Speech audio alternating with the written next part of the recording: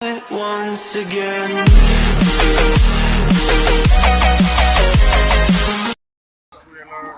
সদস্য হিচাপে আনন্দিত হৈছোঁ।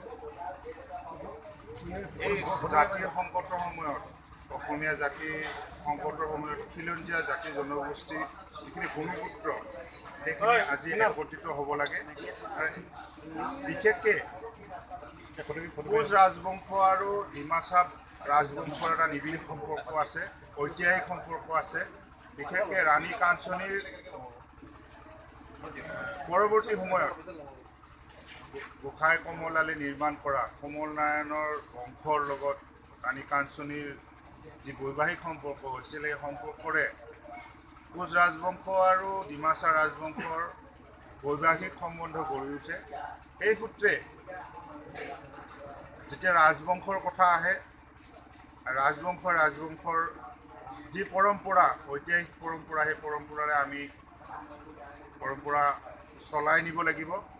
আৰু সেই অনুযায়ী মই আজি আমাৰ প্ৰয়াত শ্ৰদ্ধাৰ পৰমেশ্বৰ কোঁৱৰদেৱৰ আত্মাৰ সদ্গতিৰ বাবে ইয়াত প্ৰাৰ্থনা জনাইছোঁ।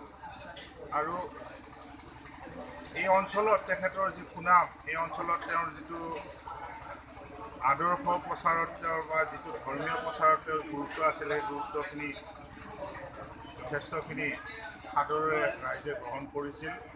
আৰু অনাগত দিনত তেখেতৰ যি আদৰ্শ, এই আদৰ্শৰে এই কামপুৰবাসী ৰাইজে নিশ্চয় এই সমাজখন সুচাৰুৰূপে পৰিচালনা কৰাত সহায় হ'ব। তাৰোপৰি এই জাতিৰ সংকটৰ সময়ত ঐতিহাসিক যিবিলাক সম্বল আছে, আমাৰ যিবিলাক স্মাৰক আমাৰ এতিয়াও বাচি আছে, সেইবিলাক যাতে সংৰক্ষণ কৰি নতুন প্ৰজন্মৰ বাবে এই ৰাজবংশবিলাকৰ ঐতিহ্য বা কোচ ৰাজবংশই হওক বা ডিমাচাসকলৰ ৰাজবংশই হওক, আজি যেনেধৰণে প্ৰচাৰ প্ৰসাৰ হ'ব লাগিছিল হোৱা নাই, এই পুনৰ আকৌ আমি কৈছোঁ যে যাতে অন্যান্য অসমত থকা ৰাজবংশবিলাকৰ বা যিবিলাক ঐতিহাসিকভাৱে শাসন কৰি গৈছে অসমৰ ভূমিত, যেনেধৰণে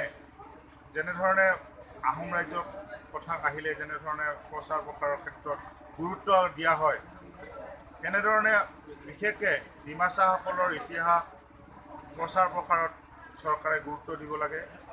কোচ ৰজাৰ ৰাজত্বকালৰ বিষয়ে প্ৰচাৰ প্ৰসাৰত চৰকাৰে গুৰুত্ব দিব লাগে।